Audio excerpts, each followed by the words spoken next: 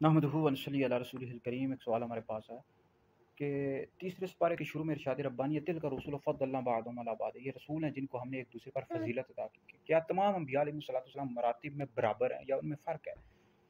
دیکھیں ارشاد ربانی تلک رسول فضلنا بعضهم علی بعض، یہ رسول ہیں جن کو ہم نے ایک دوسرے پر فضیلت دی، بعض سے ہم نے کلام کیا اور کسی کو ہم نے درجوں فضیلت عطا کی ہے۔ تو یاد رکھیں نفس نبوت میں، اصل نبوت میں تمام انبیاء علیہ الصلوۃ والسلام برابر ہیں، البتہ ان کے مراتب میں فرق ہے۔ تو کسی بھی رسول کی بے ادبی کرنے والا، گستاخی کرنے والا دائرہ اسلام سے خارج ہے اور مرتد ہے۔ اور دوسری بات یاد رکھیں کہ انبیاء علیہ الصلوۃ والسلام کی تعداد معین کرنا جائز نہیں ہے۔ بعض لوگ کہتے ہیں جی 1,24,000 انبیاء علیہ السلام، اس طرح کہنا چاہیے کم و بیش 1,24,000 انبیاء علیہ الصلوۃ والسلام۔ تو اللہ رب العزت کے ہر نبی پر ہمارا ایمان ہے۔ تو اللہ رب العزت کے انبیاء علیہ الصلوۃ والسلام کے درجات میں فرق ہے، کمالات میں، خصائص میں فرق ہے۔ اصل نبوت اور نفس نبوت میں تمام انبیاء علیہ الصلوۃ والسلام برابر ہیں۔ تو سب سے افضل جو ہیں حضرت محمد مصطفیٰ صلی اللہ علیہ وآلہ وسلم، جو ہمارے نبی کریم علیہ السلام ہیں، پھر اس کے بعد حضرت سیدنا ابراہیم علیہ السلام، پھر حضرت موسیٰ علیہ السلام، پھر حضرت عیسیٰ علیہ السلام، پھر حضرت سیدنا نوح علیہ السلام، ان کو اولو العزم رسول کہا جاتا ہے۔ پھر اس کے بعد باقی انبیاء علیہ السلام کے مراتب ہیں۔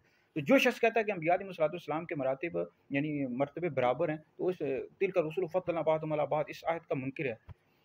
تو خود نبی کریم علیہ السلام نے فرمایا، مسلم شریف میں حدیث موجود ہے کہ اللہ رب العزت نے مجھے تمام مخلوق کی طرف رسول بنا کر بھیجا۔ مسلم شریف میں حدیث موجود ہے کہ مجھ پر نبوت ختم کر دی گئی، اور یہ بھی حدیث میں ملتا ہے کہ اللہ رب العزت نے مجھے شفاعت کبریٰ عطا کی، پھر حوض کوثر، مقام معبود، سب سے پہلے جنت کا دروازہ میں ہی کھولوں گا، سب سے پہلے جنت میں ہی داخل ہوں گا۔